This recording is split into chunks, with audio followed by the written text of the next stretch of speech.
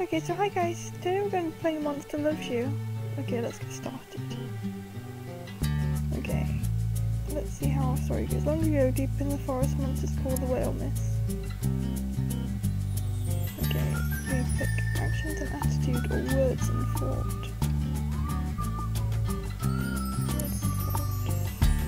You're not awake yet, but soon your first eye will open. Your simple dreams will give away much of life itself you dream of. Helping the sick and receiving the waker, outsmarting the waters, being true when it's Your body is turning, twisting, growing solid in the middle of a great vat of green slime. It's time to be born. Okay, let's be born. You awaken in the growing season. The forest is erupting with colour. Onward! Your eyes open, you're a morsel just barely born. You float in the spawning vat, dozens of other morsels exploring, flailing and stealing food from each other. Let's try to swim. The morsel swims towards you, it opens its mouth to show a set of small, sharp teeth, it bites you. Aye, swim away from the teethy morsel. What? It's intolerable, stop. Stop that biting. Let's swim away. You keep your journey legs and paddle with your arms, squeak with your mouth and quantities of slime from your glistening eye. The aggressor is left in your wake, it turns on and backs onto another morsel. Boldly attack it away. You squeak and splash a violent morsel until it turns away from its prey, swims at you. Lead it away from everybody, then escape. Let it take another bite of you to keep it bitten. What? No! As you swim just slowly enough that the other morsel will continue to pursue. It's getting tired, time to go. As the violent morsel slows to a stop, you speed up, you leave it in an empty part of the spawning vat where it has nobody to bite. Later, hater. Splash, flutter, splish, squeak, another morsel is too weak to swim properly, it's sinking toward the bottom of the spawning vat. Oh no, that's terrible. You feel a deep sense of injustice and small impending demise. If only you could do something about it. Do something about it. You swim to the morsel, determined to act. Get under the morsel and push it up. Let's go under the morsel and push it up. As you push it up, the morsel's dead weight forces you down. Your legs come to rest against the bottom of the spawning vat where they begin to squish. Keep pushing, you're not giving up. Your feet are breaking up among the solid clumps on the floor of the vat. Uh-oh, try to give up. Still not giving up. Your legs are gone now, but you stretch your arms and body, changing a slimy shape to hold the other morsel up to the surface of the slime. Morsel out of danger? Yes, yay! Don't grieve, it's logical. The needs of any other monster are as important. Your body dissolves as you push one last time. The other morsel breaks apart, as any other. The two dissolving morsels reach for each other. They come together in a single mass, a new morsel. You two are, and always will be, one. Aww. You're growing too big for the spawning vat. You must move on to the next stage of life and become a monsterling. No, don't grow up. Oh no! Growing up isn't something you can fight, little one. Okay. You've grown too big for the spawning vat. You must move on to the next stage of life and become a monsterling. Got any advice? You're going to get some trouble, which is great. Exercise your bravery, cleverness, ferocity, kindness and honesty. What kind of monsterling will you be? Indeed, to the brute cave and adventure. Let's do this one. What's that noise? Buzz, buzz, buzz, so annoying. Jangle and smart, run from the sound, cover my ear hole. It's getting louder and louder. Try to do something about it. What was that? I can hear you over the... I can't hear you, buzzing. Try to do something about it. What was that? Something? Try to do something about it. Alright. You head in that direction, wincing in pain. You see blots and gob claws flee from the passage where the sound is loudest. Let's act quickly, get in there and slash whatever you can, whatever you find. Oh no! Oh well. The claws tear into a papery lump before you realise it's a stab. The wasp sting you many times, but you crush them by the hundreds. Finish it. You up the stab wasp nest to a pile of shredded fragments. The few remaining wasps fall away. The horrible buzzing of their wings silenced at last.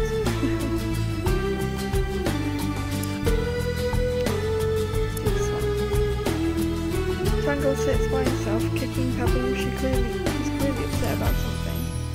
You live in the smelliest cave in the world. What could be wrong? Jangle frowns. I had a bad dream. I cried in my sleep. Weemy heard me, and now he's telling everyone I'm afraid of this. Oh.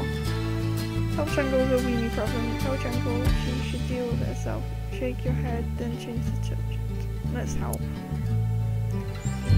Weemy is right over there by the lichen pile, chatting with Nash and Blistery. Jangle cringes as he waves at her. Get Weemy alone and talk to him. Confront Weemy in front of the other monsterlings. Explain to Jangle that it doesn't matter what Weemy says. Let's get Weemy alone and talk to him.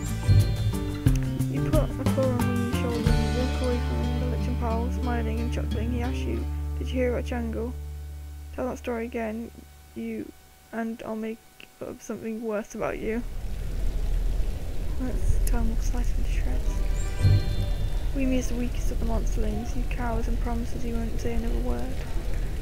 Inform Jangle that she's in the clear. New adventure, okay. What's the door? On a walk around the cave you notice a closed door set in the back of the wall. You don't remember seeing it before.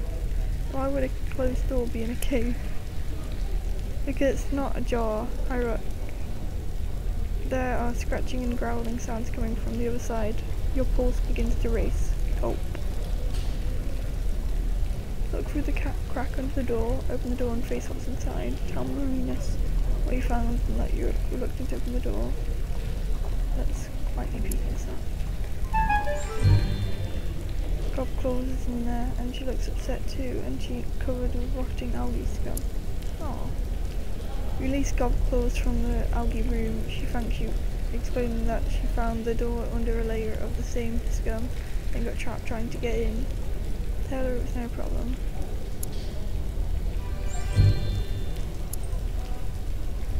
What's this? Older Marinus floats in a pool of cave water, moving her body like a bullweed. She points at something deeper into the water. Will you get that for me, little one? But you can't swim. Sure, you're not afraid to plunge straight down, figure out a way to. There we go. You jump in and pull yourself along the bottom of the pool with your claws. You easily reach the object, which is a funny yellow rock. Roll it back to Marinus, who pats you on the head. Clever one, hold on. Yay! Clever. You're halfway towards moving to becoming an adolescent term, which does now take yeah, 4 days left. Let's do the shield. Smoke falls from a high ledge. He falls up all the time, but wait, what's that? It's a big bat trying to gnaw pieces off him. Oh gosh. Try to separate them without hurting either. Tackle the bat before Smoke is hurt. Cheer up. Let's tackle the bat. You tackle the huge bat with all your strength. It crumples like paper and sticks, crushed by the solid impact. You and Smog share the tasty bat carcass. Okay. Let's just click on the sword. Lot snuck outside and found a human knife stuck in the tree. Shiny, sharp and scary. He starts swinging it around like a human would. Maybe you should stop waving that around. Just stay away. It's dangerous.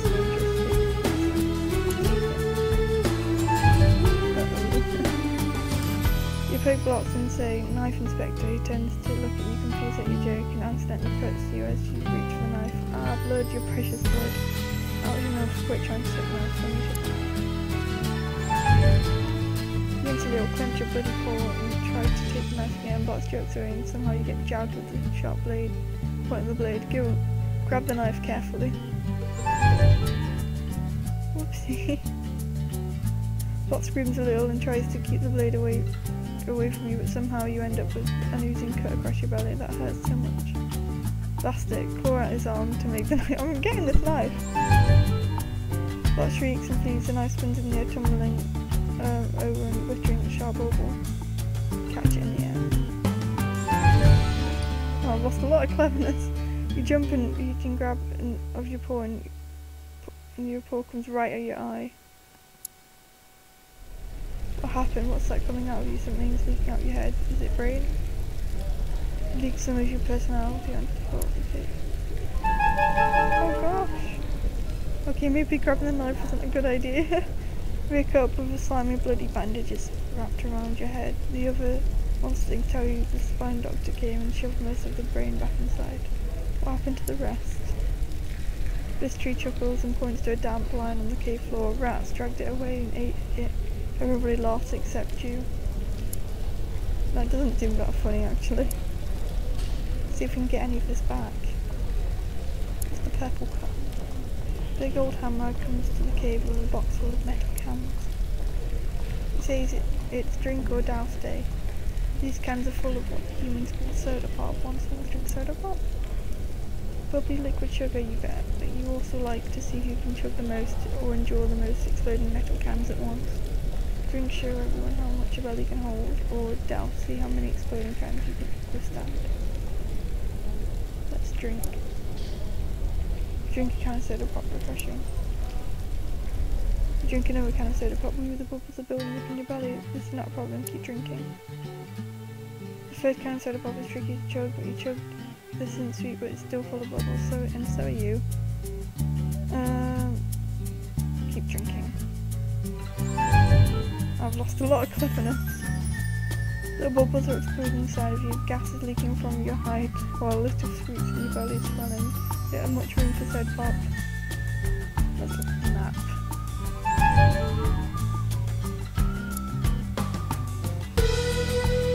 What's this happy detail? Nash and golf carts are racing to the ceiling of the cave. They're already climbing way up and golf carts invite you to join them. You don't see a good way up there.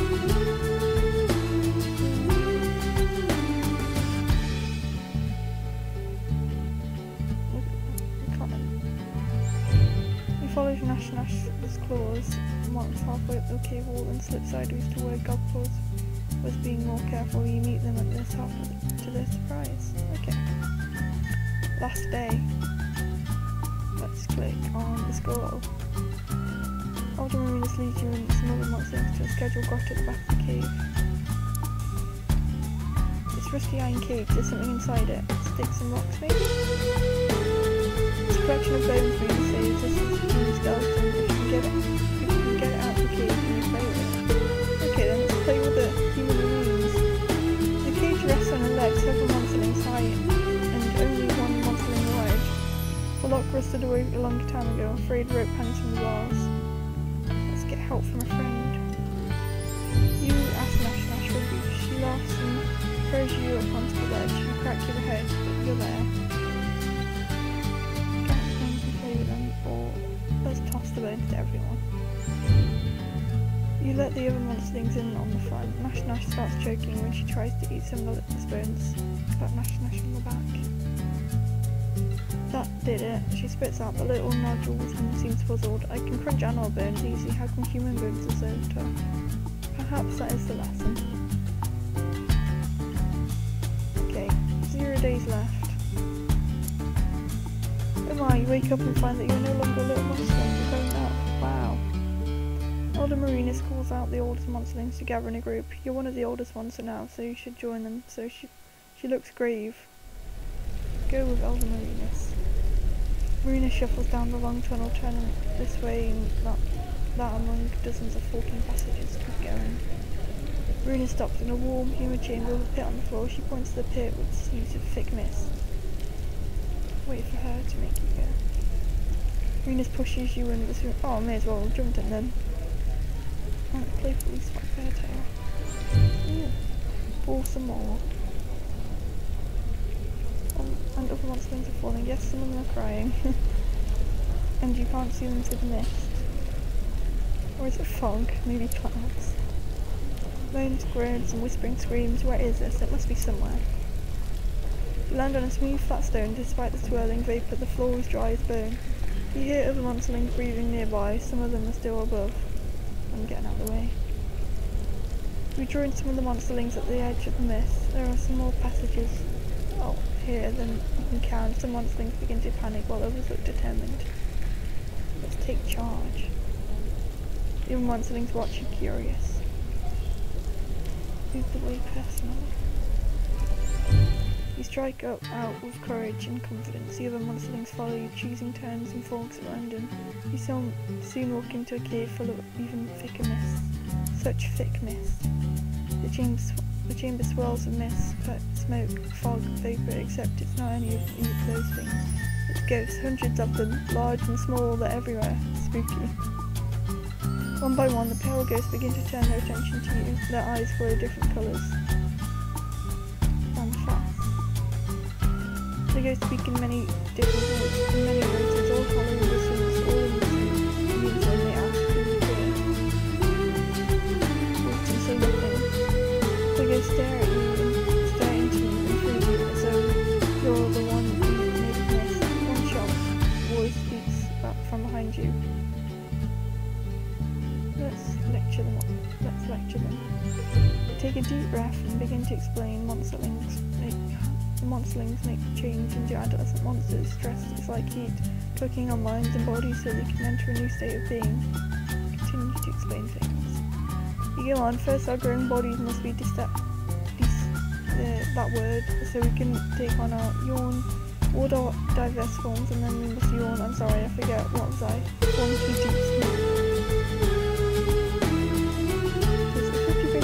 53% of bravery, 68% cleverness, 43% honesty, 8% honesty, 19% kindness, I think, and 0% of whatever that is. Yeah. Okay guys, thanks for watching. Bye!